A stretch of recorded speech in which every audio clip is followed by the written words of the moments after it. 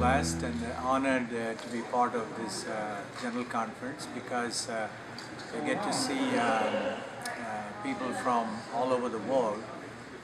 131 annual conferences are represented, so that's a great opportunity. It's been such a blessing to really see the church connected worldwide. That's something that's so present as you walk in and you see people in different clothing, different languages. We really are a connected church, and I knew that back at home, but it's much more real here, and that's a cool thing to see. What I found the most exciting so far about General Conference is the worship has been superior, great music, great preaching, the opportunity to experience different worship styles with the family of United Methodists from around the world has just been very, very uplifting. Wow. I would say the worship services have been amazing, and the music from all over the world is really inspirational.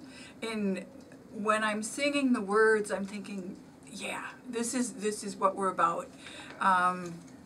You know, working with God, the Holy Spirit working in us.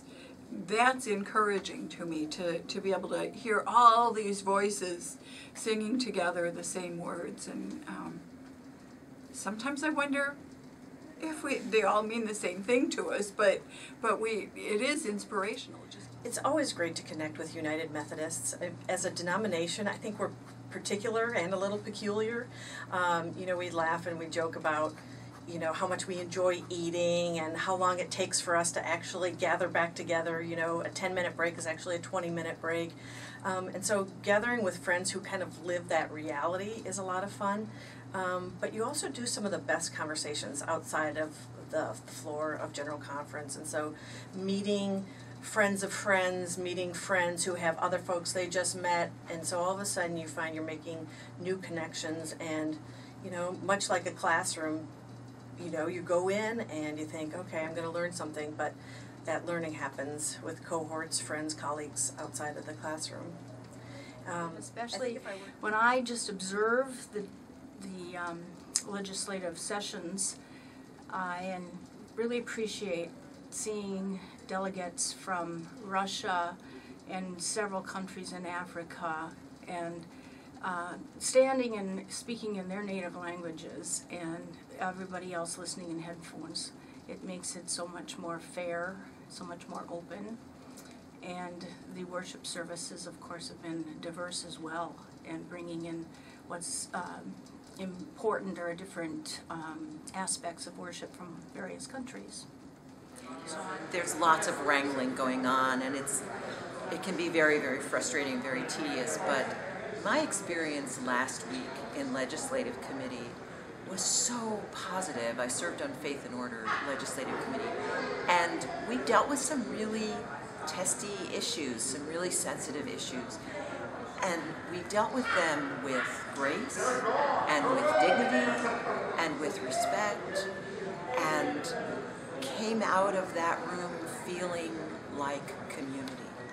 And that to me is a great victory of this time in Portland. This is a historic General Conference because it probably is the last General Conference where the majority of delegates will be coming from the Northern Hemisphere. Things are moving south, and Africa is where we are seeing amazing growth. We're seeing the United Methodist Church just blossom in exciting ways.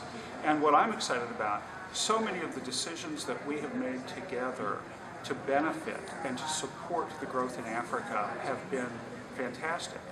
And one of the things that I've seen that has just been really heartening to me, our African delegates have been the most prepared, the most politically astute, in the positive sense of politically astute.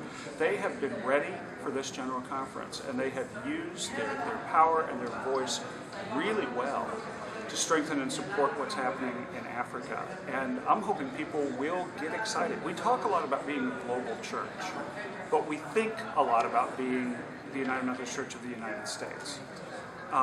Things are changing, and they're changing in exciting ways. And if you hear anybody say that the church is dying or declining, they're not paying attention to what's going on in the world. We are growing, we are making a difference, and we are reaching so many more people.